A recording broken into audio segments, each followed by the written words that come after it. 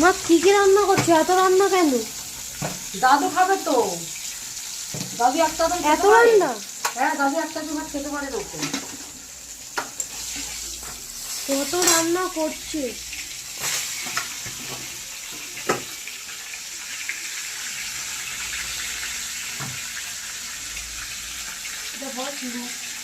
এ কি মাছ এটা? দাদু খেতে ভালোবাসে, টক করবো। একটা কাঁচা পোনা মাছ আছে,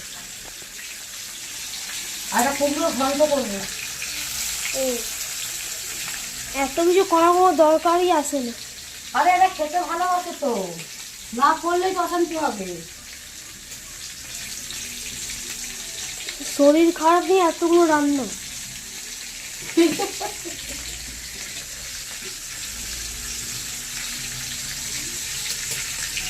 দাদু কি শুনবে?